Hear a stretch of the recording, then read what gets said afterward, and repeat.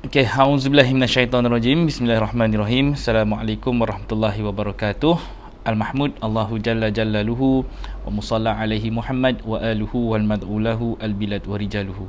Bismillahi aqtadi wa bi kitabillahi ahtadi wa bi sunnati nabiyhi Muhammad sallallahu alaihi wasallam aqtadi. Bismillahi tawakkalna 'ala Allah, la haula wa la quwwata illa billah. Asyhadu an la ilaha illallah wa asyhadu anna Muhammadar Rasulullah. Wallazi arsala rasulahu bil huda wa dinil haqq liyuzhirahu 'ala ad-dini kullih walau karihal kafirun walau karihal musyrikun walau karihal munafiqun wa kafa billahi syahida. Sadaqallahul azim. Alhamdulillah, bersyukur kehadrat Allah Subhanahu wa taala kerana pada pagi ini sekali lagi dapat kita bersiaran secara langsung dan dapat lagi kita menyambung sesi perbincangan dan perkongsian manasik dan maqasid kehidupan kita sebagai seorang pengabdi, sebagai seorang hamba Allah yang sedang mencari jalan untuk kembali kepadanya dengan mengikut acuan Sibghatullah, insya-Allah. Di hari ini hari Sabtu, jangkanya hari ini adalah hari yang ramai yang dapat berehat di rumah. Kepada mereka yang dah mula bekerja work from home, saya ucapkan selamat beristirahat dan bekerja. Sambil bekerja, selamat monitor keluarga masing-masing. Dan insya-Allah pada pagi ini kita akan sambung sedikit sebanyak isu yang kita bincangkan dalam minggu lepas, masih pada topik hijrah, cuma kita nak simpulkan. Dah kita sampaikan 2, 3 part penting berkenaan dengan hijrah dan juga macam mana kita nak bawa keluarga kita itu berhijrah bersama-sama dengan kita.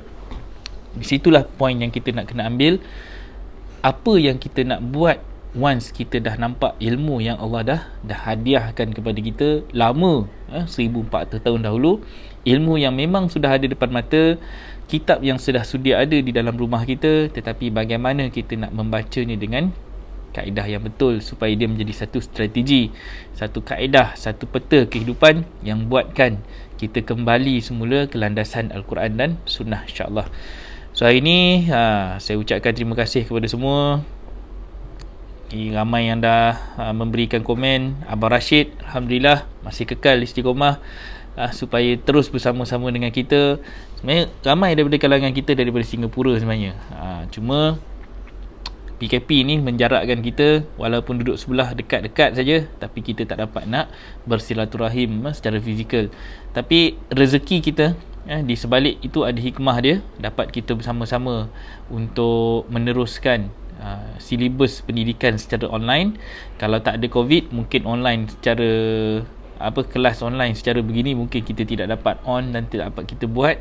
Tapi rezeki juga kita harapkan supaya walaupun selepas COVID-19 ini, wallahualam bila dia akan betul-betul clear, betul-betul pandemik ini akan membebaskan kita daripada sekatan-sekatan yang sedia ada. Tapi selagi mana new norm ini ataupun norma baru yang dah pun diperkenalkan dan dah pun dibiasakan dengan kita hari ini, kemungkinan besar cara pendidikan secara online ini akan menjadi lebih relevan di masa akan datang, insya-Allah. Ramai lagi yang dah masuk. Okey, ada Umi Hafsah pun dah masuk, Kak Fiza pun dah masuk daripada KL, Moksu pun dah masuk. InsyaAllah kita ada sahabat kita daripada Skudai pun sudah pun masuk ke dalam ruang perbincangan kita pada pagi ni. InsyaAllah saya nak bagi satu topik sebenarnya, tapi topik tu pun saya nampak kita tak boleh nak lompat masuk ke muka surat sebelah. Kalau Quran dulu kalau kita belajar tak boleh masuk muka surat sebelah kalau kita tak lepas lagi ayat-ayat yang sebelumnya. So kita dapat part yang paling penting untuk kita huraikan dan cuba sembang pada pagi ni adalah cerita tentang hijrah dan macam mana kita nak kaitkan dengan penciptaan keluarga sunnah. So macam mana itu adalah kalau dalam Quran kaif, bagaimana, macam mana untuk kita hijrah. Kalau hijrah dalam perkataan bahasa Arabnya hajara itu dekat dengan perkataan pindah. Pindah ini hijrah lah ceritanya. Macam mana perpindahan daripada, kalau Nabi sunnahnya daripada Mekah berhijrah ke Madinah. Kalau kata kita, macam mana kita nak buat satu perpindahan hijrah dari sudut mentally, daripada mentaliti kita yang lama kepada mentaliti yang baru. Macam mana kita nak shift, paradigm shift, macam mana kita nak mengubah satu lonjakan paradigma. Ayat dia sikit tu kan, lonjakan paradigma daripada satu kefahaman yang kita dah berpegang teguh daripada dulu, daripada kecil kita diajar begini, sehinggalah kita nak dinampakkan dengan satu ilmu yang akan memberikan kita penjelasan-penjelasan yang lebih jelas. So hari ni saya ingat saya nak ulang sedikit ulasan daripada kelas yang kita sampaikan pada topik yang disampaikan bersama dengan Ustaz Akmal Ashraf pada hari Rabu yang lepas. So saya nampak ada beberapa penjelasan setelah saya kaji balik daripada seminggu punya penyampaian, dan saya lihat ada hari Rabu tu bersama dengan Ustaz Ashraf ada benda yang kita kalau boleh kita telitikan sedikit dan kita detailkan. Antaranya daripada surah 3 ayat 14 sehingga ayat 19. Part tu dia agak panjang tu untuk kita faham. Kerana kenapa yang menyebabkan kita susah sangat nak keluar daripada kesenangan, kenikmatan duniawi.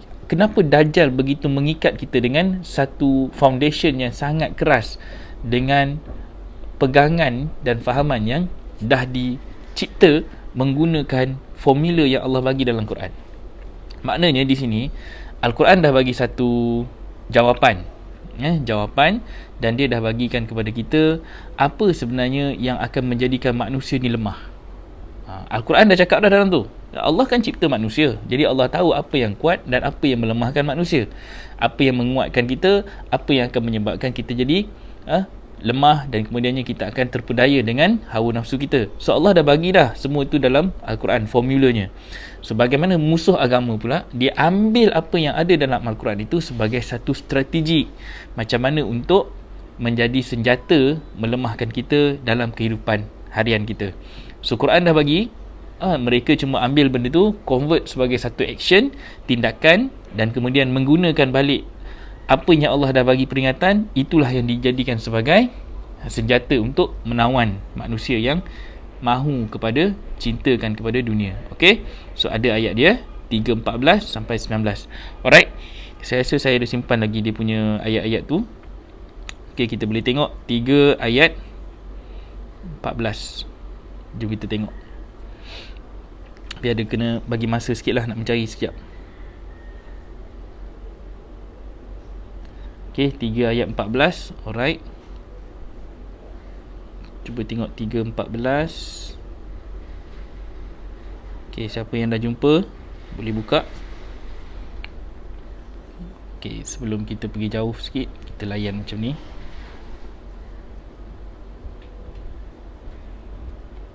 Okay, ni 3:14. Apa Allah kata? Zuyyina linnas hubbus syahawat. Allah kata dijadikan indah. Bukan sekadar zuyyina tu indah saja. Zuyyina itu juga adalah perhiasan. Dalam maksud yang lain, zuyyina itu adalah perhiasan bagi manusia yang menyebabkan dijadikan dia indah kepada annas. Di sini Allah gunakan linnas. Faham di sini maksudnya dia bukan sahaja kepada orang Islam, dia bukan saja kepada orang yang beriman. Dia tidak fix benda ini khusus untuk umat manusia yang mengaku beriman kepada Allah. Bila linnas, kepada seluruh manusia. Siapa saja yang menjadi manusia yang hidup di atas muka bumi ketika itu, ketika zaman itu, kepada fasa itu, maka kecintaannya adalah segala yang diingininya. Syahwat ni, kita hari ni kita nampak syahwat itu lebih kepada nafsu, kan? Jadi syahwat kita ini adalah sesuatu yang kita inginkan. Nafsu kita nak. Apa yang nafsu kita nak? Minan nisa, pertama dinampakkan adalah kepada nisa. Wal banin, dan kepada anak-anak. Wal qanatir, dan dinampakkan ni tumpuk-tumpuk kepada tumpukan, kepada apa? Muqantarah. Ni nak baca kena tengok kepada terjemahan yang lebih menjelaskan benda yang bertumpuk-tumpuk dalam bentuk apa. Yang tumpuk-tumpuk ni apa yang kita lihat, segala benda yang mampu untuk memberikan kita dalam bentuk longgokan, dalam bentuk yang kita kumpul. Dia sikit-sikit tetapi kita kumpul berdikit-dikit, lalu dia menjadi satu. Contoh duit kita bulan-bulan kita duk kutip tiap-tiap gaji kita tu, last dia jadi apa? Rumah sebiji. Itu satu harta yang bertumpuk.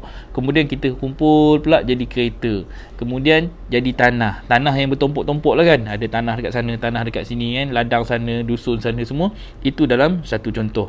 Yang dinampakkan dalam Al-Quran ini, dinampakkan antaranya zahabi dalam bentuk emas, wal fiddah dalam bentuk perak. Okey, kita tengok dekat sini.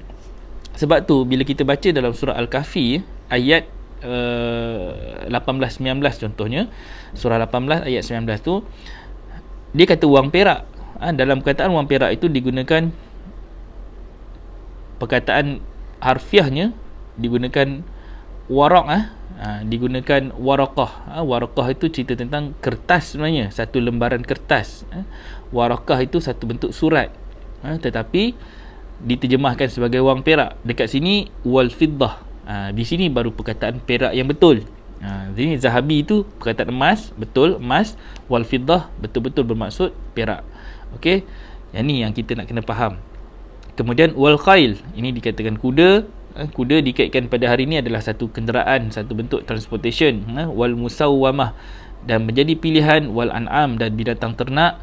Wal harsi, dan juga sawah ladang. Kalau dekat Arab mana ada cerita sawah, tak ada cerita bendang, tetapi dinampakkan tentang pertanian, tentang apa yang kita boleh kutip daripada bentuk ladang-ladang. Zalika mata'ul hayatid dunya, itu adalah kesenangan kehidupan dunia. Wallahu indahu husnul ma'ab, dan Allah di sisinya husnu, yang terbaik tempat kembali. So apa yang kita nak ambil pelajaran dekat sini? Dekat sini senang saja nak cakap cara mudah. Pertama sekali Allah nampakkan minan nisa wal banin. Itu saja adalah konteks cerita tentang keluarga. Kita suka kepada perempuan, kita cinta kepada perempuan, kita nakkan kepada perempuan, nafsu kita nakkan kepada keluarga. So itu benda. Apa nak kena ada dalam keluarga? Then baru datang harta-harta dalam bentuk emas dan perak, adanya kereta, adanya haiwan ternakan. Tak ada cerita lah, maksudnya semua orang nak jadi petani penternak, tetapi itulah yang kita inginkan dari sudut keduniaan. First kali adalah cerita tentang kekeluargaan. Part tu dulu yang kita nak kena ambil. That's why tajuk kita hari ni, kita nak relate kan apa yang kita nak hijrah dalam konteks keluarga. Selain daripada semua benda ni, apa yang kita inginkan. So kita tengok ayat seterusnya, ayat yang ke-15. Baru kita masuk ayat 15. Allah kata apa dalam ayat 15? Qul, katakanlah, a'unabbi'ukum, maukah aku beritakan, maukah aku beritahu kamu, bi khairin, dengan yang lebih baik, min zalikum, daripada itu semua, daripada atas-atas tadi itulah, apa benda yang Allah dah bagi cerita tadi, yang dah pun dijadikan sebagai satu bentuk senjata pula untuk menguasai syahwat kita. That's why kalau kita tengok dalam TV, apa saja yang digunakan, antara instrumen yang paling penting adalah jadikan wanita itu sebagai salah satu simbol seks, dan juga salah satu daripada simbol untuk memujuk lelaki-lelaki, syahwatnya ke arah itu. Dan pornografi menjadi sebahagian daripada senjata yang paling hari ni agak kritikal, sehingga dia mampu untuk menembusi jiwa budak-budak sekecil usia yang baru umur 4-5 tahun dah nampak benda itu sebagai satu yang mampu menjadi ketagihan. Itu satu yang digunakan hari ni khusus untuk membunuh, bukan umat Islam saja, sebenarnya adalah seluruh dunia. Pornografi, pedofile, antara benda yang dah menjadi satu subjek perbincangan yang sangat-sangat penting hari ni. Kalau kata ibu bapa kena tahu, benda ni serius. Dan Allah kata apa? Lilladzina taqaw, bagi orang-orang yang bertakwa, inda rabbihim jannatun. Semalam waktu dalam bicara Al-Kahfi, bicara Ashabul Kahfi, kita ada sembang tentang jannah. Ingat balik semalam ayat surah 18 surah Al-Kahfi, ayat 40, 41, 40, 43. Kita baca 4 ayat semalam tu. Okay, kena pandai sikit lah nak relatekan dengan apa yang kita dah sembang semalam. Bagi orang-orang yang bertakwa di sisi Rabb mereka, jannatun, taman-taman, tajri min tahtihal anhar, mengalir daripada bawahnya sungai-sungai, khalidina fiha, mereka kekal di dalamnya, wa azwajun, dan isteri-isteri, mutahharah, yang suci, wa ridwanun, dan redha minallah, dan mendapat redha daripada Allah. Wallahu basirun bil ibad, dan Allah maha melihat bil ibad, pengabdian hamba-hamba dia. Okay, so sekarang ni kita nak cuba membaca dengan teknik dan taktik yang lebih menampakkan apa yang kita nak kena buat once kita dah memiliki petunjuk yang begini. Okey, kita sembang panjang sikit hari ni tentang macam mana kita nak hijrah untuk cipta keluarga sunnah. Di dalam Al-Quran tadi, sikit kita nampakkan Allah berikan kepada kita beberapa sampel, contoh benda yang sebenarnya di akhir zaman ini pun itulah juga elemen-elemen senjata yang digunakan oleh musuh kita untuk menyebabkan kita terkeluar daripada landasan agama. Note dekat ayat ni, okey, cuba note note dekat ayat yang saya bagi tadi, surah 4 ayat 66, 67, 68, 69. Kenapa 466 sampai 69 ni nak diletakkan dekat ayat-ayat ini? 314 kita letakkan dengan dia. Dalam satu program khusus, saya pernah buat satu program khusus rasanya dalam bulan puasa tahun ni, tak silap saya lah, kita ada buat dengan program alumni umrah. Antara benda yang kita nak nampakkan tentang hakikat puasa, ini juga adalah antara benda yang kita nak kena puasakan. Apa yang kita nak kena puasakan? Puasa ni adalah menahan diri. Konsep puasa menahan diri. Yang benda yang kita nak tahan adalah nafsu, syahwat kita, bukan sekadar makan dan minum. Dia juga termasuk tentang perhiasan-perhiasan yang ada pada dunia ni. Kan, kadang-kadang orang yang nak pergi melancong contohnya, itu ada nafsu tak? Itu keinginan. Kalau kata kami sendiri pun duduk di sini pun, sebenarnya orang-orang yang mewakafkan harta dan diri, mereka ini juga manusia biasa. Tetapi once dah wakafkan harta dan diri, sebenarnya keinginan tu masih ada, kan? Cuma hartanya sudah berpindah tangan. Daripada dulu menjadi milikan peribadi, sudah diwakafkan menjadi satu milikan bersama. Bersama itu dia dah stop pemilikan peribadi, diletakkan milikan bersama tu bukan maksudnya bersama-sama tu kita dan masih lagi jadi milik kita. Dia cuma kita hanya menjadi pemegang amanah. Dia dah tak jadi dah milik peribadi, diletakkan dan dia jadi satu konsep wakaf. Daripada contohnya kalau ada 10 orang, sebelum ini kita seorang, kita ada satu kereta. Bila kita dah 10 orang ni berniat untuk mewakafkan, untuk letakkan dalam satu baitul mal, satu tabung, macam mana kita nak buat satu ekonomi. Contoh macam koperasi, konsep baitul mal ni macam koperasi. So 10 orang ada 10 kereta. Maksudnya satu orang tu dah ada 10 kereta juga, equivalent. Sebab apa? Sebab kereta kenderaan-kenderaan yang ada itu dia dah jadi milik bersama. Itu konsep yang digunakan. Apabila Nabi masuk ke Madinah, apa yang milik Ansar pun menjadi milik Muhajirin. Itu contohnya. Maksudnya masuk ke dalam Madinah, mereka sudah membuat satu sistem macam mana mereka nak memudah dan meringankan beban yang ada pada orang-orang Muhajirin. Ada yang sampai tahap menceraikan isteri sendiri lalu dikahwinkan kepada golongan-golongan Muhajirin. Why? Kerana kebersamaan itu. Sampai tahap macam tu. Punya nak cakap masing-masing berkorban apa yang mereka ada. Kalau ada harta, contohnya macam Abdul Rahman bin Auf, dia dikawankan dengan seorang sahabat Ansar. Kemudian Abdul Rahman bin Auf ni dia nak berniaga. Kawan tadi tu sanggup, kau nak apa, aku boleh bahagi separuh sebahagian daripada perniagaan aku kepada engkau. Tapi Abdul Rahman bin Auf cakap apa? Cukuplah engkau memberikan aku seutas tali untuk dia start buat perniagaan. Itu antara contoh macam mana sahabat-sahabat Muhajirin dan Ansar ada satu kontrak sosial di kalangan mereka dalam konsep Baitul Mal di awal-awal pembinaan Madinah. Tapi bukan Baitul Mal yang biasa, dia merangkumi konsep sebuah komuniti yang tak besar sangat, cukup sekadar awalul ataupun orang-orang yang pertama yang nak menunjukkan satu sampel. Itu ada pada kisah di Madinah. So kalau kata kita nak lihat benda tu, application dia di zaman sekarang, kita kena tengok satu contoh pula macam mana kita nak membina satu konsep pembinaan keluarga yang macam mana Nabi bina di Madinah. Dan konsep ini berjaya dicipta dan diduplikasi semula oleh Israel, Yahudi. Mereka buat kibbutz.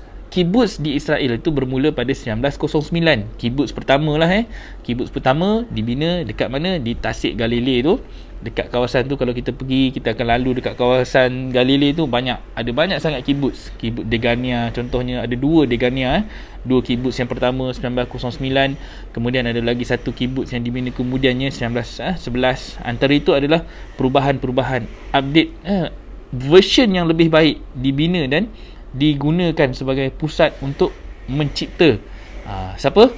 Mencipta anak-anak kadir-kadir yang akhirnya menjadi sebahagian daripada orang yang membangunkan negara Israel. Tengok dalam itu Ariel Sharon contohnya, itu antara yang lahir daripada kibbutz di Israel. Kemudian kita ada menteri pertahanan, Moshe Dayan contohnya, yang kalau tengok dalam sejarah buka dia pakai mata sebelah tu, yang tu antara yang lahir daripada kibbutz. Akhirnya dia masuk, dan bila dia berjaya masuk ke Al-Aqsa, Jerusalem, dia menampakkan hari ni dia rasa gembira. Kerana apa? Kerana dia dah berjaya membalas dendam apa yang telah pun Nabi Muhammad buat kepada bangsa Yahudi di Madinah. Apa bangsa Yahudi buat di Madinah? Yang kena, mereka dihalau keluar apabila mereka telah pun melanggar perjanjian perjanjian Madinah, piagam Madinah, apabila dalam peperangan Khandaq, dipanggil Al-Ahzab, perang Al-Ahzab, dinampakkan mereka telah pun bersekutu dengan kafir musyrikin Mekah. Lepas saja selesai perang Khandaq, maka Nabi pun terpaksa membuat satu pengusiran. Itu dipanggil surah Al-Hashru. Surah Al-Hashru itu cerita tentang pengusiran. Macam mana Nabi mengambil satu tindakan mengusir mereka keluar. Lepas mereka keluar daripada perang Khandaq itu, orang-orang Yahudi ni pergi duduk dekat Tabuk dengan Khaybar. Jadi Tabuk dan Khaybar lalu menjadi satu tempat di mana mereka membina satu kubu-kubu untuk orang-orang Yahudi. Lepas tu baru ada perang Tabuk dan perang Khaybar. Ni sejarah yang kita kena baca dan kita kena faham relationnya daripada sejarah Madinah. Kenapa Ansar waktu tu dengan ada Yahudi-Yahudi yang berjanji setia juga bersama-sama dengan piagam Madinah, tetapi kerana mereka ini berpaling tanah, mereka dihalau keluar. Ini first sejarah Yahudi yang diusir keluar daripada Madinah, dan orang Yahudi termasuklah rejim Zionis ni menggunakan isu ni sebagai semboyan untuk menanamkan kebencian kepada umat mereka, sehingga mereka nak merampas balik Al-Aqsa, dan kemudiannya mereka sendiri nak merampas balik Madinah dengan Mekah. Tapi cara Madinah dengan Mekah ni sangat halus. Mereka masuk melalui ekonomi dan masuk melalui kepimpinan-kepimpinan yang ada dalam kerajaan. Jadi itu satu benda yang politik yang mereka buat dah rancang tu terlalu lama, dan mereka perfectkan benda ni setiap tahun sampailah ke akhir zaman menggunakan laluan-laluan Dajjal yang ada. Jadi Dajjal yang ada tu jangan kita pandang lagi batang tubuh yang diceritakan yang akan berlawan dengan Imam Mahdi apa semua tu tolak tepi dulu teori tu kan. Kita ambil dulu dalam konteks macam mana sejarah yang telah pun dijadikan satu dendam kesumat, sehinggalah Moshe Dayan masuk ke dalam Al-Aqsa pada tahun 1968 waktu tu, dan dia menggunakan benda tu sebagai satu kod. Dia berpuas hati kerana dia dapat membalas dendam. Kejayaan yang dia dapat masuk ke dalam Al-Aqsa pada hari itu, ke dalam Jerusalem, adalah kerana mereka berjaya merampas dan juga mendapat balik penaklukan ke atas Jerusalem. Itu dipanggil Perang 4 Hari. Ni kalau siapa rajin pergi Google dekat dalam ni, carilah dalam tu cerita tentang Perang 4 Hari ni. Saya pun baca dah berapa lama dah. Mungkin ada yang saya terlupa, tetapi part-part tu yang penting. So kena ingat lah nama-nama tu. Macam mana kita nak relate dengan sejarah Nabi. Yang ni cerita yang kita nak kena faham. So kibbutz, hari ni kita lihat sudah ada hampir berapa? 180 lebih kibbutz. Daripada kibbutz yang pertama 1909 sampai sekarang 2020, dah hampir 110 tahun mereka beroperasi. Dan kibbutz itu dah yang menjadi satu bentuk macam mana mereka menguasai dunia dan membuat ekonomi Israel sangat-sangat maju dan berjaya menguasai 2/3 daripada seluruh dunia ni dengan negara kecil mereka saja. So ini yang kita nak kena faham. Kalau ikut dari segi sunnah, mereka mengambil apa yang Nabi buat melalui acuan Madinah. So kita hari ni nak kena faham juga apa yang berlaku kepada dunia hari ni, perpecahan-perpecahan yang ditaja dan juga menjadi sebahagian daripada propaganda dan agenda yang digunakan oleh Yahudi dengan cara mereka menguasai negara-negara yang ada, dan laluannya menggunakan perang salib untuk menguasai negara-negara Islam. So benda ni adalah dalam sejarah. Tu semalam kita cerita, kalau kita nak menguasai sesatu bangsa, kita kena racun sejarah dia. So sejarah kita pula dah diracun. Jadi orang-orang yang mendapat sejarah daripada zaman 80-an, 90-an dulu, kita berpandukan satu sejarah yang dah disediakan dalam buku teks kita.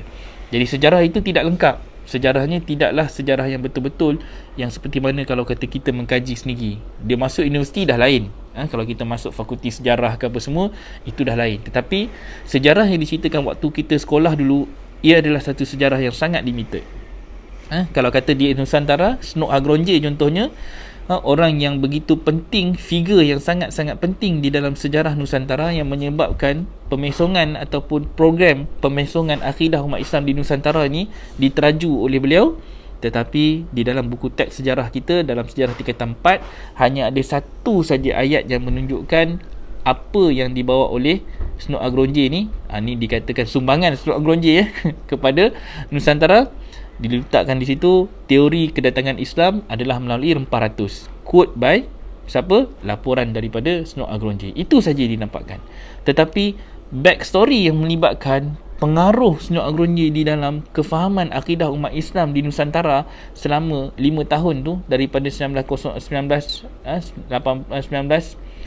nampak daripada dia masuk 1899 sampai 1905. Cuba bayangkan tempoh ample time yang digunakan untuk menyerang dan masuk ke dalam doktrin pegangan akidah umat Islam di Nusantara. Macam mana akhirnya sistem keluarga Islam pun dia masuk melalui pentadbiran hal ehwal perundangan. Ini cerita Snok Agronje. Jadi kena rajin. Ni kena rajin lah. Kalau nak membaca, menggali, kena tengok semua benda ni dalam bentuk bersiri. Dekat AIP, page AIP lah, Akademi Insan Prihatin, kita dah keluarkan sebanyak-banyaknya artikel tentang teori konspirasi yang dibawa oleh Snok Agronje. Teori itu bukan sekadar teori, siap dengan penggalian dan pengkajian based on report yang dibawa oleh Snok Agronje dan ditulis ni oleh dia, dan naskah itu ada dekat Universiti Melaya. Kita boleh baca report dia. Tapi kita nak pinjam pun, kita kena pinjam berperingkat-peringkat lah. Nasib baik kita ada akses untuk library Universiti Melaya dan kita dapat membaca report tu. So di sini, apa tugas dan tanggungjawab kita? Tanggungjawab kita sekarang ni, kita hari ni nak kena menilai dengan Al-Quran. Kembali semula kepada Quran, dan kita kena refer balik kat mana yang Allah bagi tahu kelemahan dan kekuatan kita sebagai umat Islam. Di sini Allah cerita tadi bukan kelemahan orang Islam, tetapi kelemahan manusia secara keseluruhan, satu dunia. So Yahudi ambil ayat Al-Quran tadi, kalau daripada surah 3 ayat 14 tu, digunakan ayat itu, kemudian dijadikan sebagai satu senjata untuk melumpuhkan manusia-manusia seluruh dunia. Dan dia berjaya menguasai 2/3 dunia hari ini hanya menggunakan senjata yang sama. So kita nak capai balik, Allah bagi satu clue, ayat 15 ni. Ni yang sekarang kita nampak ni, ayat 15. Cuba tengok bila Allah kata yang lebih baik adalah orang-orang yang bertakwa. Seorang bertakwa ni, orang yang committed ini, of course dia akan jadi orang yang beriman. Sebab apa? Note dekat orang bertakwa tu, surah 2 ayat 2. Surah Al-Baqarah ayat 2. Benda ni Allah turunkan, Al-Quran ni Allah berikan kepada kita, hudan lil muttaqin, petunjuk kepada orang-orang yang bertakwa. So di sini baru masuk golongan-golongan yang beriman. Tadi An-Nas secara keseluruhan, manusia seluruh dunia, tak kisahlah zaman bila, tahun bila, waktu bila, tetapi ayat tadi tu general. Surah 3 ayat 14 tu generalization tentang apa yang menyebabkan manusia seluruh dunia ini terpukau, tersihir, terpesona dengan apa yang ada pada dunia. Tetapi nak selamat, Allah kata, ni Allah bagi ayat 15, ayat panduan untuk kita. Lillazi nattaqau, khusus kepada orang-orang yang bertakwa ni, apa Allah bagi? Allah bagi hudan, bainat dan furqan. Itulah satu kaedah pembacaan yang jelas. Apa yang jelas? Qara'a, daripada qara'a, iqra menjadi Quran, daripada satu bacaan yang jelas. Zikrun wa Quranun mubin. Note lagi dekat situ, surah Yasin, surah 36 ayat 69. Jadi kita hari ini yang kita dapat daripada Allah adalah satu jenis bacaan yang jelas, satu bacaan yang menyebabkan kita nampak dan kita boleh berpegang pada bacaan tersebut. Dia bukan lagi bacaan dalam bentuk zikir. Allah, zikir-zikir di mulut tu, dia menjadi satu zikir dalam bentuk peringatan. Allah nak bagi peringatan kepada kita sekarang ni. Kau kena ingat sekarang ni engkau sangat-sangat terjebak. Apa yang kita terjebak tu, semua benda yang Allah sebut dalam ayat 14 tu, kita dah terjebak. Dan benda tu dah dijadikan satu benda yang systemized, dah jadi satu sistem yang sistematik. Kita ni dah jadi orang-orang yang sistemik, terlibat dalam sistem itu, dan kita tak boleh nak mengelak. Engkau duduk dalam sistem tu, engkau terikat dengan perbankan, engkau terikat dengan kapitalisme, engkau terikat dengan hiburan, engkau terikat dengan segala macam dakwah, doktrin yang ada di sekeliling kita itu dalam bentuk sistemik. Jadi kita kadang-kadang kita ada rasa gusar, kalau kita tak hantar anak kita pergi ke sekolah, tak hantar anak kita pergi universiti, anak kita tak masuk ke universiti, macam mana dia nak hidup, macam mana dia nak makan nanti. Dia jadi macam tu. Sehingga kan kita jadi takut dengan apa saja yang kita nak buat, nak tindak. Kalau kata kita buat begini, maka kita akan dicop sebagai orang yang melawan arus. Banyak benda yang kita ni. So semua itu dibuat dalam acuan sistem penjajah. Mereka berjaya menyebabkan kita berfikiran kita memerlukan mereka. Sampai macam tu. Kita memerlukan sistem mereka. Kita memerlukan apa yang mereka dah cipta dalam bentuk satu kehidupan yang perfect, kehidupan yang sempurna. So kalau orang yang tak duduk dalam sistem itu, seolah-olah kita keluar daripada contoh kehidupan yang mereka dah cipta untuk kita. Engkau mesti ada gini, apa yang kena ada? Kau kena ada sijil ini, kau kena ada ijazah ini, kau kena ada jawatan ini, kau baru layak untuk dapat tingkat gaji begini, baru kau layak untuk dapat rumah begini. Nak dapat rumah begini, kau kena buat loan begini semua. Dan kita dah diajar macam tu daripada kecil, sampailah kita berhutang kepada sistem mereka. Ni poin yang penting. Alright. So sekarang ni Allah kata, apa yang Allah bagi lebih baik di sisi Allah adalah jannatut tajri. Ni kalau kita hanya baca benda ni dari sudut syurga yang Allah nak offer selepas kita mati nanti, dan kita akan stuck. Apa yang kita akan stuck? Kita akan stuck pada satu konsep macam mana kita nak buat ayat ini nak diguna pakai di dunia. Sebab tadi Allah cerita tentang dunia, satu perhiasan yang Allah dah nampakkan, ini semuanya adalah senjata yang akan dipakaikan di dunia. So kenapa ayat ini tiba-tiba kita nak kena relatekan benda ni di akhirat nanti, sedangkan ayat ini juga mesti kita kena pakaikan di sini. Contohnya macam mana? Jannatun tajri min tahtihal anhar khalidina fiha. Satu, maksudnya dalam rumah kita kena ada satu taman syurga yang air. Ingat balik, analogi air adalah ilmu. Jadi air itu adalah satu sungai yang sentiasa mengalir. Sungai, bayangkan air sungai. Tengoklah sungai, nak tengok sungai Kelang ke, nak tengok sungai dekat air terjun tu ke, cuba tengok airnya bersih ke tidak. Kalau dalam konteks ini, air yang mampu menyucikan, dia mampu sucikan isteri-isteri kita, dan dia akan memberikan keredaan dari sisi Allah. So part ini dinampakkan, kenapa Allah tak cerita anak-anak, tak dicerita pasal kuda yang disucikan, dia tak cerita pasal dia cerita pasal isteri dulu. Sebab kerana isteri inilah yang akan melahirkan zuriat kita. Kerana isteri inilah yang akan jadi companion kepada kita. Dan isteri inilah yang juga akan menyebabkan sama ada kita akan duduk di landasan yang sama seperti mana Allah kehendaki, ataupun kita akan masuk ke dalam satu sistem yang Dajjal dah cipta. Isteri juga punca dia. Tengok apa berlaku kepada Nabi Nuh. Kita tengok apa berlaku kepada Nabi Lut. Apa berlaku dengan isteri-isteri mereka? Isteri-isteri yang telah pun membawa satu fahaman negatif, sehingga anak juga terikut dan akhirnya terkeluar daripada pegangan akidah yang dibawa oleh Nabi-Nabi tadi. Termasuk juga apa yang berlaku kepada Nabi Ayub yang diuji dengan isteri dan anak. Tetapi kenapa walaupun isteri dia dah macam-macam, sekejap nak, sekejap tidak, apa semua, goyang jugalah isteri Nabi Ayub ni, tetapi kenapa Nabi Ayub bertahan? Kerana dia memerlukan zuriat tadi. Kalau tidak, tak lahir anak Nabi Ayub yang juga seorang Nabi. Terpaksa bertahan. Why? Untuk apa? Kerana zuriat. Jadi cerita di hari ini adalah cerita keluarga. So, semua Nabi-Nabi yang ada dalam Al-Quran itu adalah satu sampel manusia yang mereka telah pun diuji dengan sistem kekeluargaan.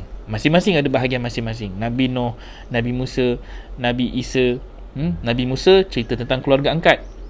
Macam mana keluarga angkatnya adalah ibu yang baik, tetapi bapaknya Fir'aun.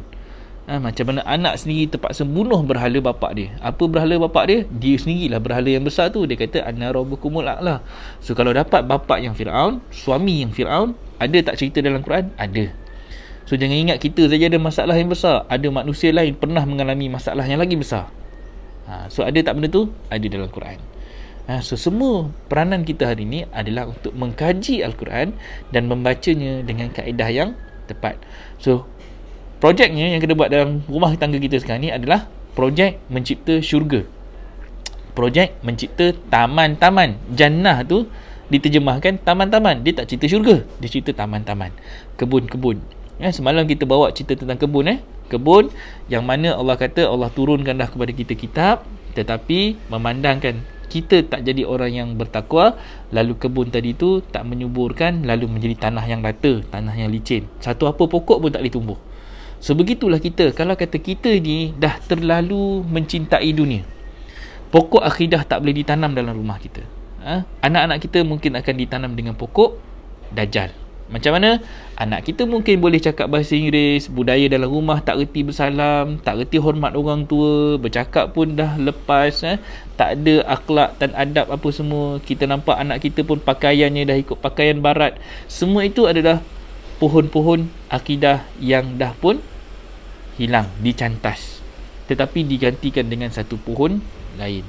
Pohon yang menghadap sujud kepada barat, sujud kepada doktrin penjajah, mereka ini sujud kepada sistem yang dibawa oleh musuh agama. Tu kaedah dia.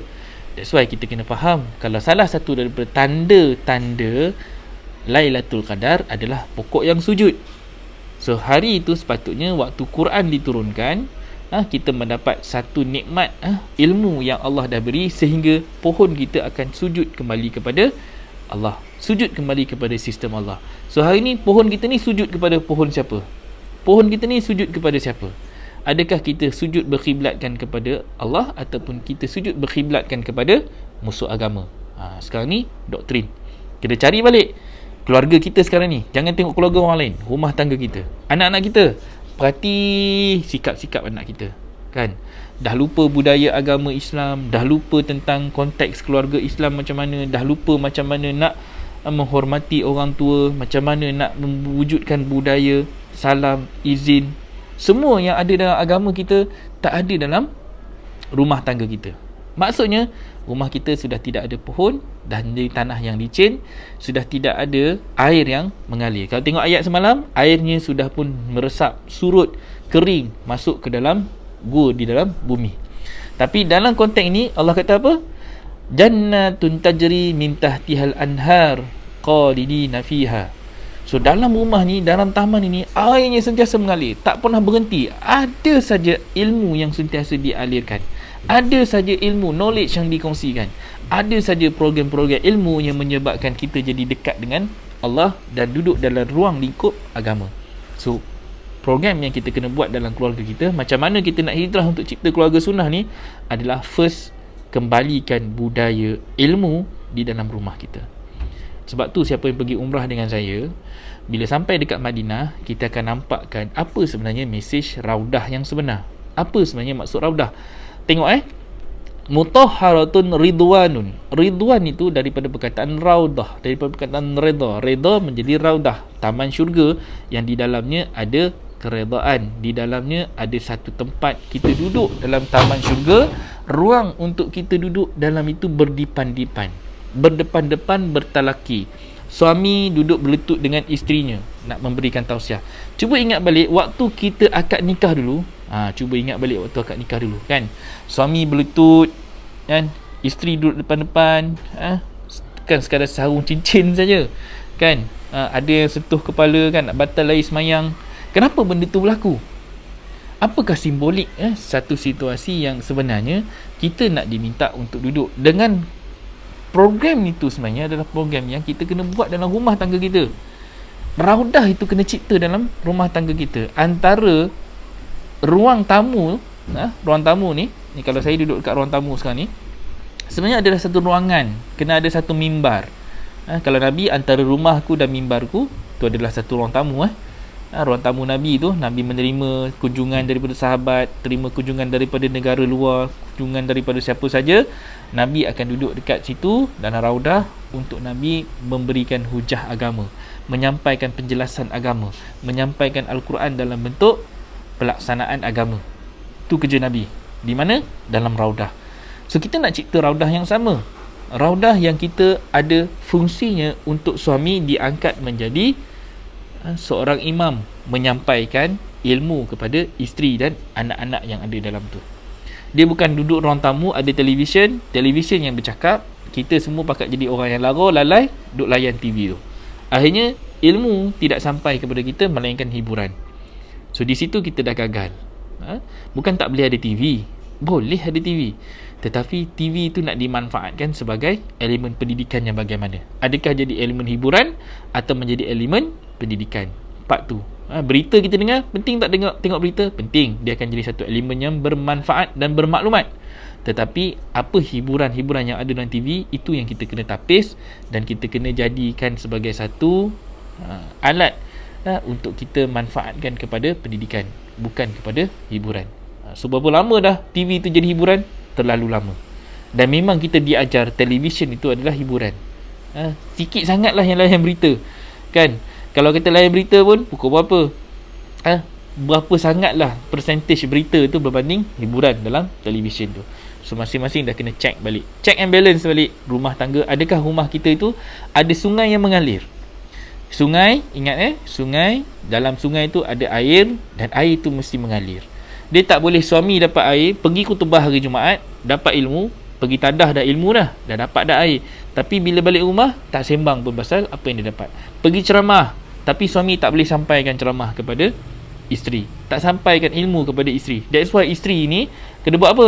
Pakat cari YouTube, pergi cari ustaz kat Facebook, pergi cari ceramah-ceramah yang ada dekat dalam internet. Kenapa?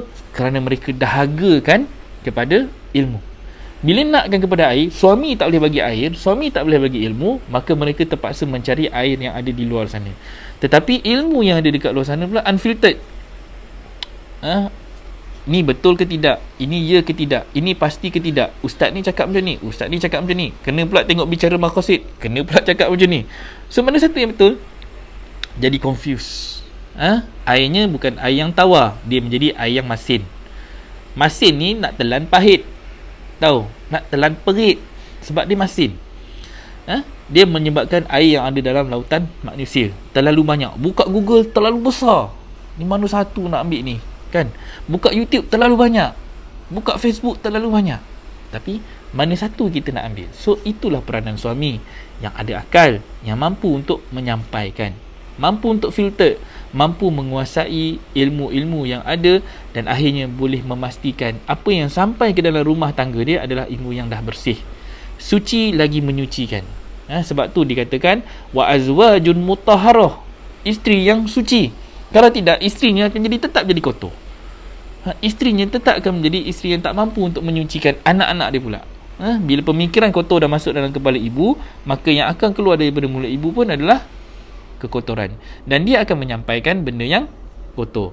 Jangan ingat benda yang kotor tu nampak benda negatif itu. Tak, sebenarnya benda yang salah akan disampaikan dengan cara yang salah, kan? Jadi apa yang kita kena buat sekarang ni adalah memastikan apa saja maklumat yang nak masuk ke dalam rumah tangga mestilah bersih, mestilah suci dan mampu menyucikan.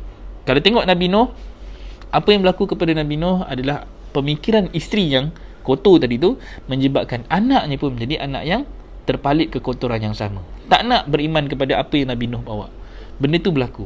Benda tu sangat-sangat jelas ada di dalam Al-Quran, dan benda tu diceritakan sangat-sangat jelas.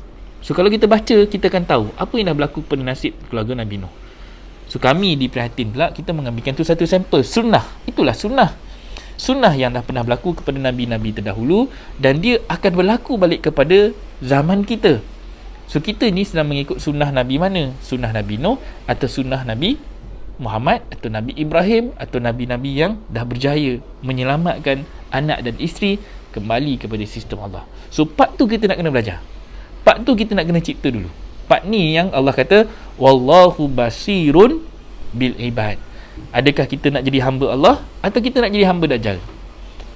Allah Maha melihat. Sebab apa? Kalau Allah Maha melihat, Allah dah perlihatkan sistem ni dalam Al-Quran.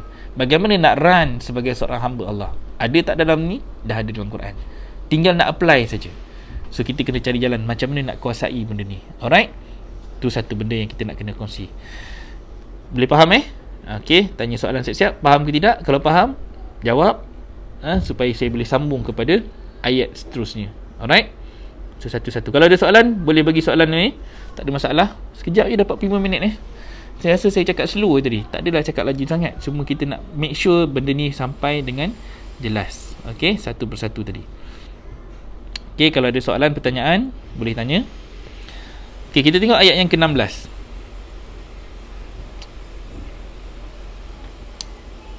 Harap ada ayat 16. Okey, tengok ayat ke-16.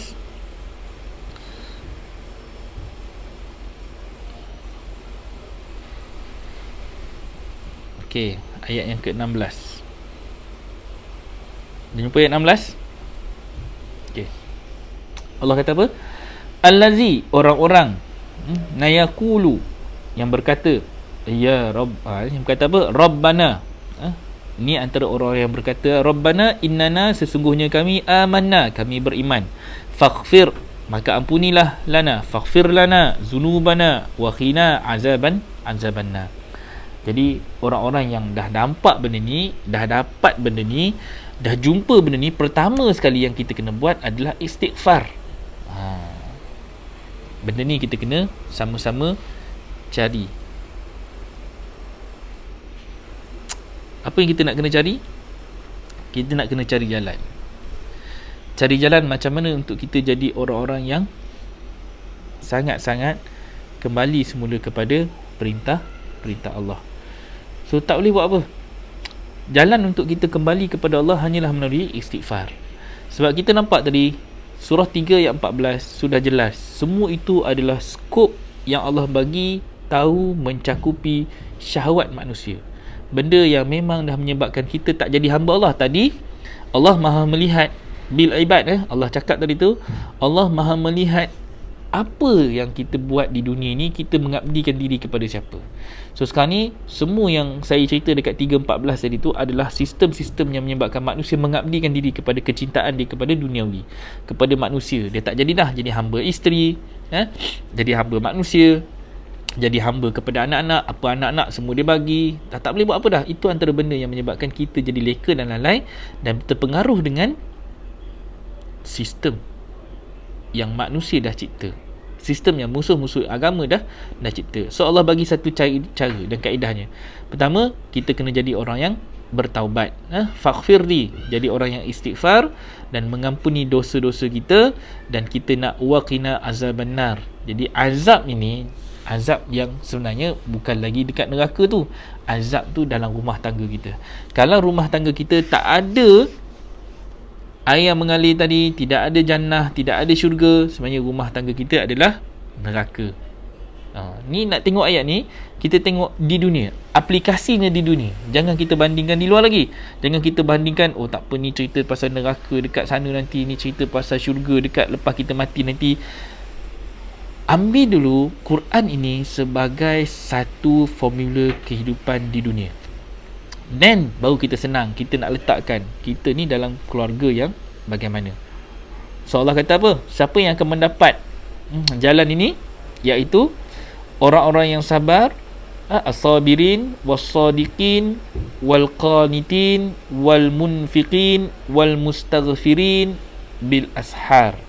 Inilah yang akan mendapat, iaitu orang-orang yang sabar, orang-orang yang benar, orang-orang yang taat, orang-orang yang berinfak, dan mustaghfirin, orang yang memohon keampunan bil ashar, pada waktu sahur. So sebab tu saya kaitkan cerita ni dengan puasa. Hanya dengan puasa saja kita mampu untuk menahan diri kita untuk menjadi orang-orang yang dapat mengurangkan keinginan nafsu kita kepada dunia, kecenderungan kita kepada dunia, keinginan kita kepada dunia dengan puasa. Sebab tu ada hadis, siapa yang tak mampu untuk berkahwin kena puasa.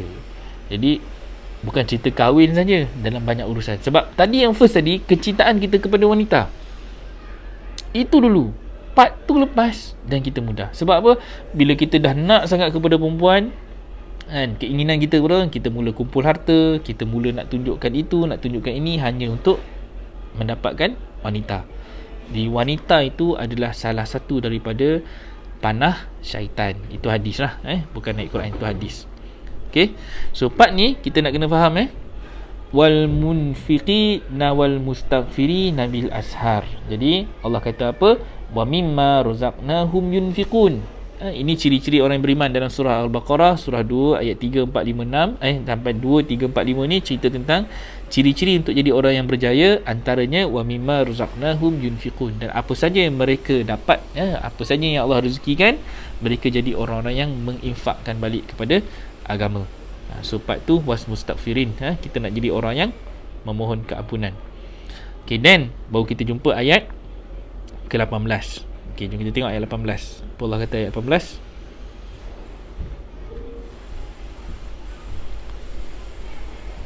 Ini kita bagi banyak ayat sikit supaya kita boleh baca dengan jelas.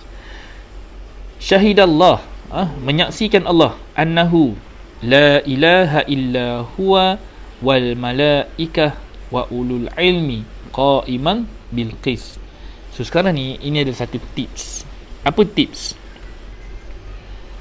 Okay, Kak Arfa tulis puasa dapat mengurangkan nafsu terhadap keinginan dunia. Okay, puasa tu bukan sekadar puasa ritual, sebenarnya puasa ni menahan diri. Menahan diri ni 24 jam sehari, 365 hari setahun kalender Masihi. Kita dituntut untuk menahan diri. Menahan diri daripada kita terjebak kepada kecintaan dunia. Puasa, makan dan minum itu cuma latihan, simple latihan yang kita nak kawal nafsu kita.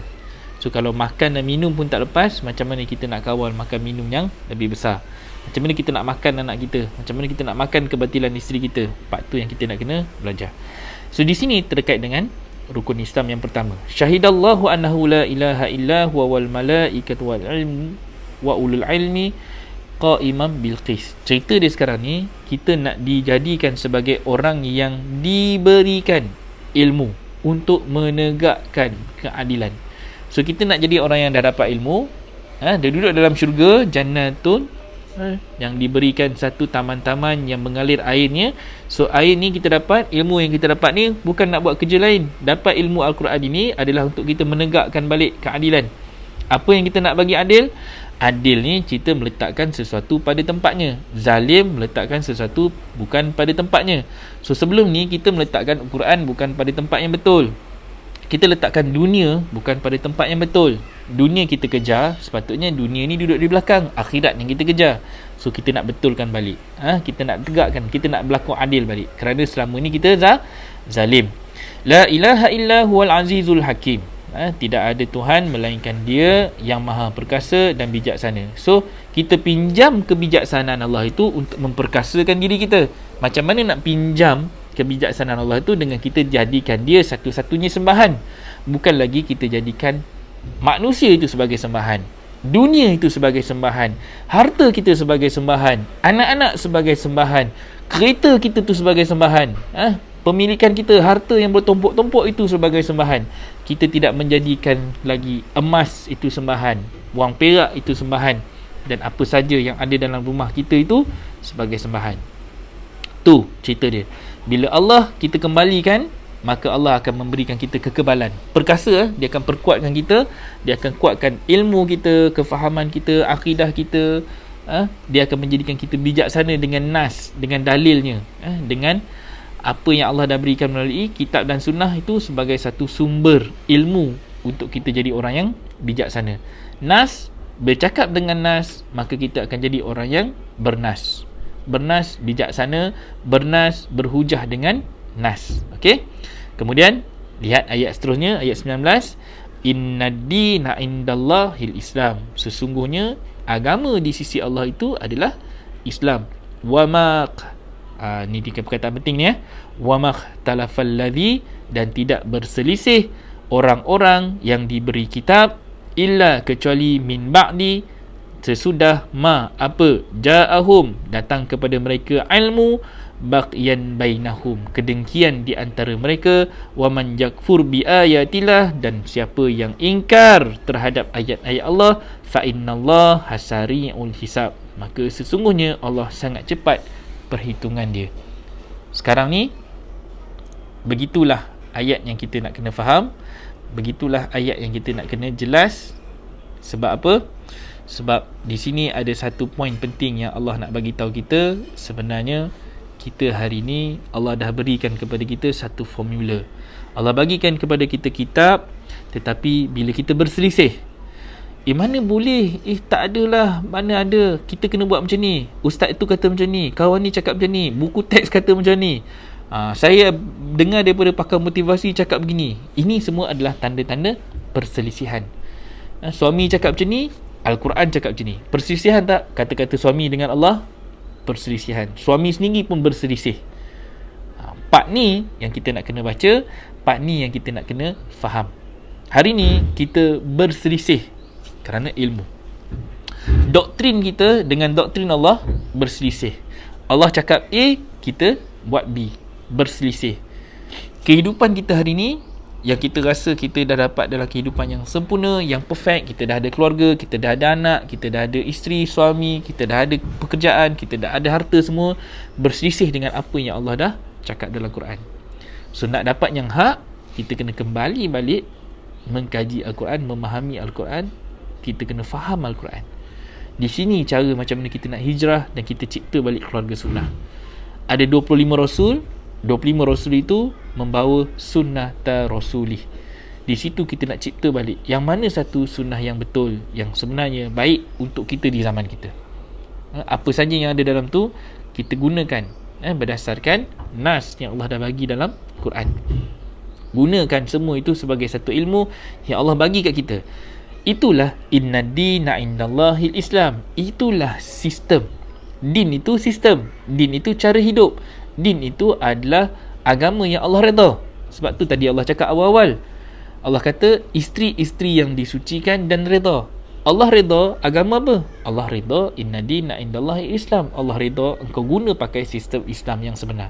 Engkau serah diri kepada agama, serah diri kepada Al-Quran untuk jadi perlembagaan hidup. Tapi kalau kita masih lagi serah diri kita kepada manusia sebagai sembahan kita, mengabdikan diri kepada manusia melebihi kita mengabdikan diri kepada Allah. Contoh 24 jam satu hari, 20 jam dengan manusia, 20 jam kepada sistem manusia, 20 jam mengabdikan diri kepada dunia. Part mana kita bagi kepada Allah? Dan kita kena check. Okey, part tu kena check.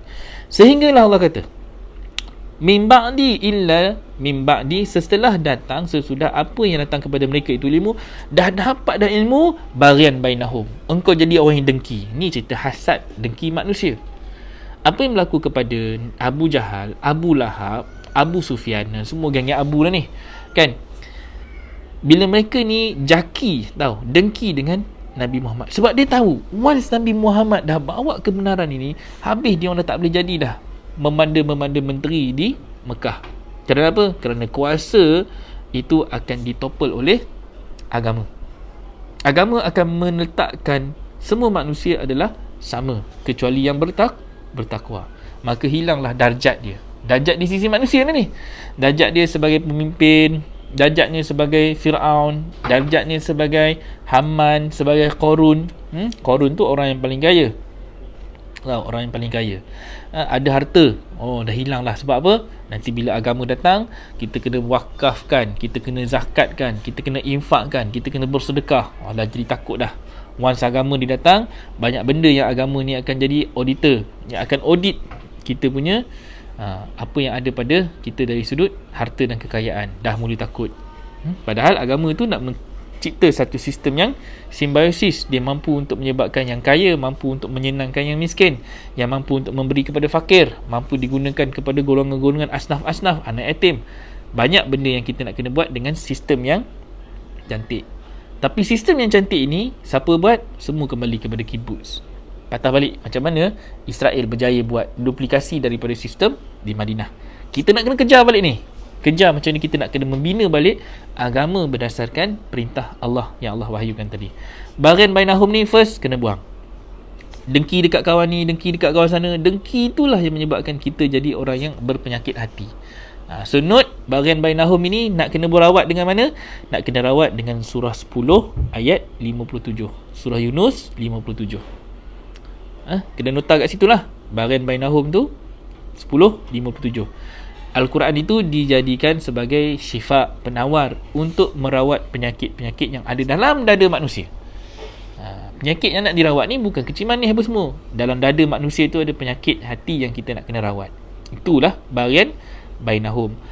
Wa man yakfur bi ayatillah. Bab ni siapa yang ingkar. Allah dah bagi penjelasan, Allah dah bagi ilmu, engkau tak nak ikut, maka engkau adalah orang yang terpilih sebagai orang yang ingkar kepada Allah. Bukan terpilih sebagai orang yang Allah kehendaki, terpilih sebagai manusia yang memilih untuk tak nak ikut apa yang Allah cakap.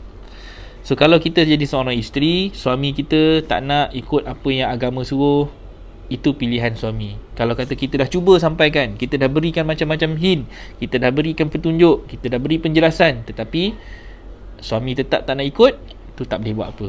Begitu juga suami. Kalau suami dah dapat kebenaran, dah dapat Al-Quran, dah dapat kefahaman, dia nak sangat isteri dia ikuti jalan yang lurus, tetapi isteri pun tak nak ikut. Ingat balik engkau hanya mampu untuk memberi, bagi apa? Bagi peringatan, menyampaikan ilmu, menyampaikan kefahaman, tetapi hidayah itu tetap milik Allah. Allah kata dalam ayat lain, memanglah kalau ikutkan Allah nak seluruh umat Islam ni Allah boleh, seluruh dunia ni Allah boleh Islamkan. Tetapi kenapa Allah tak buat macam tu? Kerana manusia dah diberi kitab. Allah tak turun daripada langit, turun kat bumi untuk suruh orang beriman. Allah utuskan wakil-wakilnya melalui utusan-utusan Allah daripada Nabi dan Rasul. Kemudian selepas fasa Nabi dan Rasul ini diberikan kepada orang-orang yang diberi ilmu. Siapa tu? Adalah ulama warasatul anbiya. Orang-orang yang diberi ilmu inilah yang nak menyambung semula risalah Nabi, menyampaikan pelajaran dan peringatan, memberikan berita gembira dan memberikan kabar peringatan.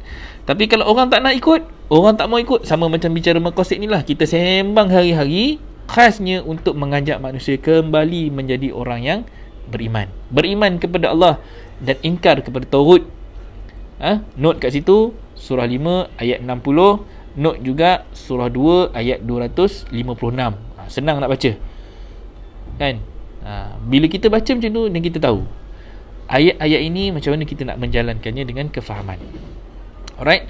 So banyak benda yang kita bila baca dan kita akan gunakan sebagai satu pelajaran. Kalau tengok dekat situ, Umi Hafsah ada letakkan ayat tu. Terima kasih Umi. Wahai manusia, ya ayuhan nas. Ini cerita manusia ke cerita insan? Cerita manusia. Maksudnya Allah general kan. Seluruh dunia ini mengalami satu masalah. Masalahnya apa? Dah datang kepada kita satu qad ja'atkum, telah datang kepada kamu mau'izah, satu nasihat, satu pelajaran, min rabbikum, daripada Rabb kamu, wa shifa'u, dan dah sampai kepada kita ni satu penawar. Untuk apa? Untuk menyembuhkan fi sudur, di dalam dada manusia, wa hudan wa rahmah. Di situlah ada cerita tentang hudan wa rahmat lil mu'minin. Ini hanyalah satu penawar dan merawat, menjadi pengubat khusus kepada manusia. Tapi yang akan dapat petunjuk dan rahmat kepada orang yang beriman. Siapa orang yang beriman tu? Zalikal kitab la raiba fi hudan lil muttaqin. Orang-orang yang committed tadi, orang-orang yang nak bertakwa kepada Allah. Untuk apa? Allazina yu'minuna bil ghaib. Mereka ini beriman dengan perkara yang gaib, perkara yang tak nampak. Sekarang ni kadang-kadang dah dapat ilmu ni bukan senang. Kita tak nampak lagi jalan. Macam kita cerita nak hijrah kepada keluarga sunnah ni, sembang senang, tetapi nak buat tu belum tentu senang, kan? Cakapnya mudah. That's why kami di RPWP dah 16 tahun buat benda ni. Kita cuba nak kemaskan. Okay, betul tu 256 ni. Okay, boleh buka 256. Okay, 256 tu cerita tentang la ikraha fiddin. Kita ni kena faham, bila Allah kata inna dina indallahil Islam, agama di sisi Allah tu adalah Islam. Islam ini adalah agama penjelasan. Tidak ada paksaan dalam beragama. Maknanya tak ada paksaan. Kau nak buat, sama dalam bicara maqasid ni, kita menjelaskan. Nak buat, tak nak buat sudah, tak ada paksaan. No obligation. Tetapi once kita nak berubah itu, kita memaksa diri kita untuk committed dengan agama Allah. Inna dina indallah Islam. Tetapi Allah kata la ikraha fid din qad tabayyana rusydu minal ghayy faman yakfur bitaghuti wa yu'minu billah faqad istamsaka bil urwatil wusqa lan fisama laha wallahu samiun alim. Allah nampakkan dengan jelas macam mana ayat tadi tu nak disampaikan dengan kefahaman. Kita kena cari bagaimana kita nak dapat agama ini setelah kita mendapat satu petunjuk yang tidak ada lagi petunjuk yang diberikan, melainkan satu penjelasan yang jelas. Apabila kita dah dapat nikmat ini, kita dah nampak ni Allah suruh apa? Faman yakfur bitaghut, maka barang siapa yang ingkar kepada taghut, kena tahu siapakah golongan-golongan taghut yang kita nak kena ingkari.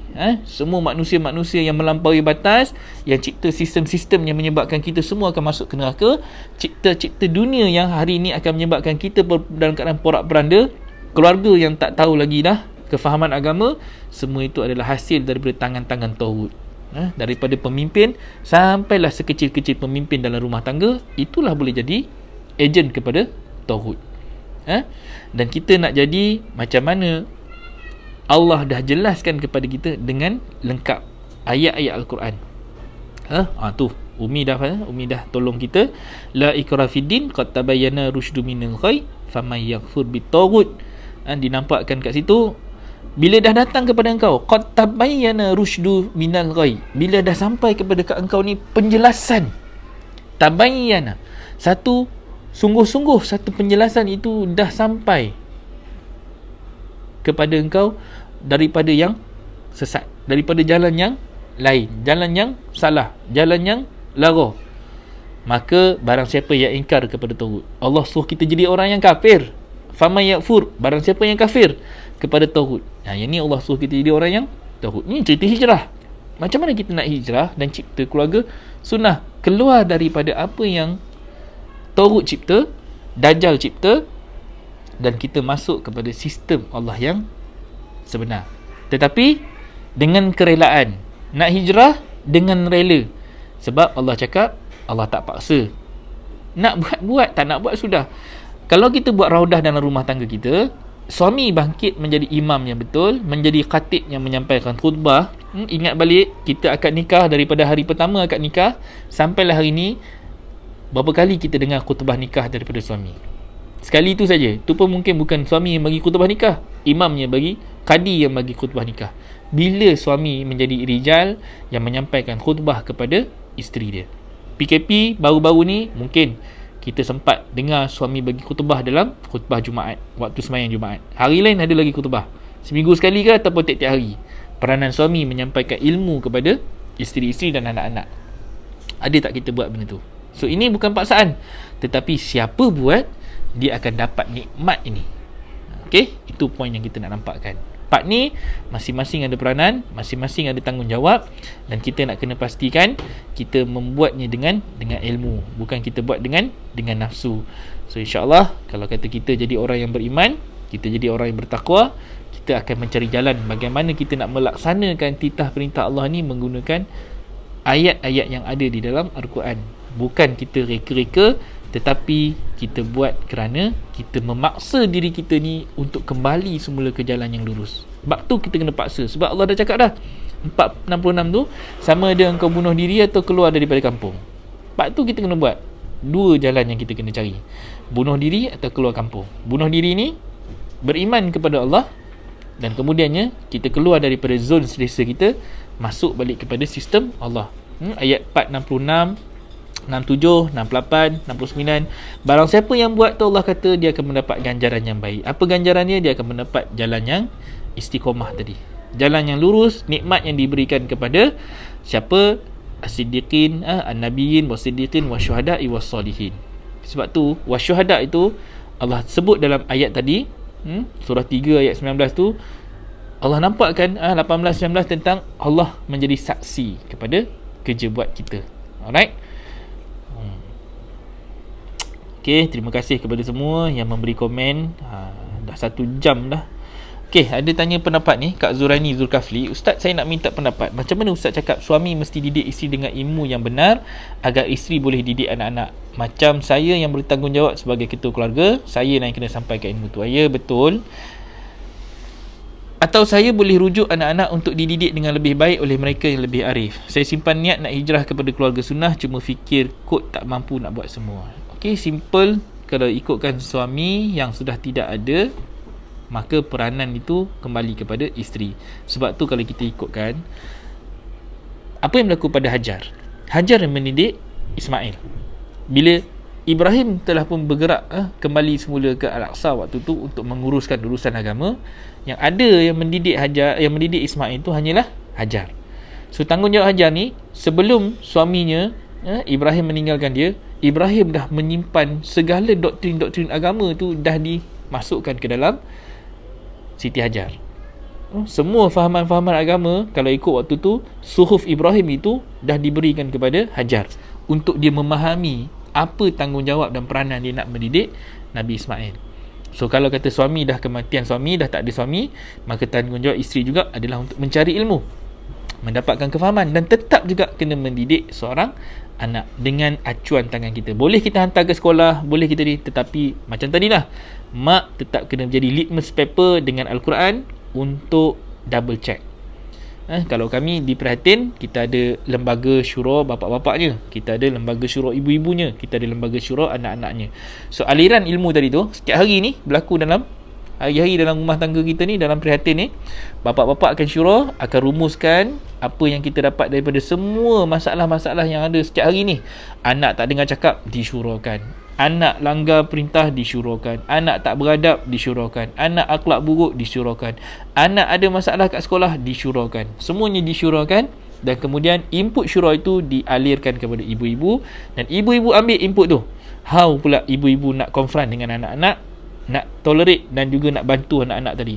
Sampai pada anak-anak, anak-anak pula syura dalam syura mereka, dan mereka sampaikan kepada anak-anak dalam bahasa kaum, mengikut uswah pack mereka. This is the power of the pack. So barian bainahum itu digantikan dengan syura bainahum. Tadi ada barian bainahum kan, kedengkian sesama mereka itu. Macam mana nak dicabut kedengkian itu? Mesti dicabut dengan syura bainahum. Ini strategi Allah dah bagi dalam Quran. So cara dia, barian bainahum dirawat dengan syura bainahum. Ni kaedah macam mana kita nak merawat perasaan ataupun ni penyakit-penyakit hati dalam dada manusia. So Allah bagi strategi ayat-ayatnya, kita yang kena gunakan kaedah macam mana nak membetul dan memperbaiki manusia dengan bersikap menggunakan Al-Quran. Part tu kita kena belajarlah, belajar lebih sikit lah, insyaAllah. Okay, alright, ada lagi soalan? Ada lagi pertanyaan? Okay, kalau suami dah ingatkan isteri atau isteri dah ingatkan suami tapi tak nak ikut kembali, okay, tu Kak Rahayu yang tulis lah. Okay, 3.19. Alright, betul. Okay, insyaAllah ini antara kerja-kerja yang kita nak kena buat. Saya rasa tadi isteri saya dia ada post dekat dalam satu link untuk keluarga Al-Quran Minded tu, Parenting Al-Quran Minded. Okay, nanti boleh isi form tu. Setakat ni penyertaan yang kita dapat dah hampir 80 orang, dan insyaAllah kita akan buat sesi preview. Cuma kita akan cadangkan lah, bila preview yang sesuai. Cadangnya minggu depan, tapi mungkin kita nampak tak berapa nak sesuai lagi, mungkin kita akan cuba drag agak panjang. Tapi apa yang kita nak sebenarnya adalah macam mana kita nak kembali semula kepada Quran dan Sunnah dengan aplikasi yang betul. How kita faham Al-Quran, dan kemudian kita nak anak-anak kita pun faham, suami faham, isteri faham, dan kemudian anak-anak pun faham. Dia bukan Al-Quran yang kita nak kena bawa Al-Quran itu dalam bentuk bacaan yang Arabnya, tetapi kita tak pandai macam mana nak implement benda tu dalam bentuk pelaksanaan harian. Yang kita nak hari ni adalah macam mana kita nak melaksanakan dalam bentuk pelaksanaan harian. Contoh macam tadi, macam mana kita nak cabut kedengkian adalah melalui syura bainahum. So syura, kena ada syura keluarga tak? Kena ada syura keluarga. Every day kena ada syura keluarga. Sebab tu diajar untuk kita baca Yasin, tahlil malam Jumaat. Sebab apa? Itu sebenarnya adalah satu syura keluarga. Macam mana kita nak menghidupkan jiwa, macam mana kita nak betulkan, memberi peringatan kepada kaum yang bapa-bapa mereka tidak diberikan peringatan. Ada dalam surah Yasin itu. Sebenarnya seluruh surah Yasin itu menggambarkan strategi untuk pembangunan jiwa. Tapi kita tak reti membacanya dalam bahasa strategik, maka kita membacanya dalam bentuk ritual. So ritualnya kita cuma baca untuk orang mati lah. Kita baca dekat arwah, kita baca dekat orang yang dah tak ada. Padahal hakikat Yasin itu nak diberikan peringatan kepada orang-orang yang hidup tetapi telah mati jiwa dia. Part tu kita nak kena betulkan. So banyak benda sebenarnya yang kita, kalau kita faham Al-Quran ni, semuanya adalah satu strategi pembangunan jiwa manusia kembali kepada perintah untuk kita bangkitkan. Ni cerita semalam cerita hari kebangkitan. Macam kita nak bangkitkan balik agama kita menjadi agama yang duduk di atas melebihi agama-agama yang lain. Sistem yang Allah dah redha untuk dia diimplementasikan dalam sistem keluarga kita dulu. Lepas tu nak sembang pasal negara ke dunia ke, kemudian keluarga dulu. Start dengan pembinaan keluarga, then baru kita boleh apply dalam cerita-cerita yang lain. Okay, itu kalau masuk kelas umrah, alumni umrah, kita dah cerita dah 7 lapisan langit yang kita kena tahu. Okay, InsyaAllah nanti kita cuba buat. Okay, terima kasih kepada semua. Saya rasa itu sajalah pada hari ini. Dah 1 jam 15 minit. Minta maaf kalau kata panjang sedikit pada pagi ni, tapi itulah yang kita nak nampakkan. Apa yang kita nak kena buat once kita dah dapat Quran, terus jam untuk pelaksanaan. Bukan baca selak muka surat, berapa puluh tahun dah selak muka surat ni kan, tapi tak buat-buat lagi pelaksanaannya dan tuntutan yang Allah dah minta. Okey, terima kasih kepada semua. Okey, dan insya-Allah kita akan jumpa pada hari Isnin esok macam biasa. Kalau tak ada apa-apa halangan, kita akan ke Lenggeng. Kita akan pergi ke sana lah, ada rezeki kita akan live daripada sana.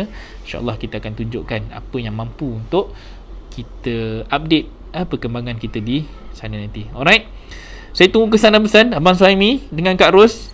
Terima kasih tu rasanya kena disertai dengan kesan dan pesan. Kak Fauziah pun ada kat situ. Okay, tunggu kesan dan pesan daripada Kak Fauziah, daripada Umi Hafsah, daripada sahabat-sahabat yang dalam group discussion bicara maqasid. Sebab hari ni mungkin boleh rangkumkan seminggu lah. Okay, kesan dan pesan untuk seminggu. Cuba kongsikan bagaimana cara dan kaedah untuk kita kembalikan balik sistem penambahbaikan dalam keluarga kita nanti, insyaAllah. Alright, itu saja daripada saya. Yang baik itu datangnya daripada Allah, yang buruk itu datang daripada kelemahan sendiri. Saya bukanlah orang yang layak untuk mengubah diri kita, melainkan semuanya datangnya daripada hidayah Allah untuk membuatkan kita kembali semula ke jalan yang benar, insyaAllah. Itu yang kita semua nak, kembali kepada syurga dia. Alright, hadza wallahu yar'ana wa yahfazuna walhamdulillahi rabbil alamin. Assalamualaikum warahmatullahi wabarakatuh.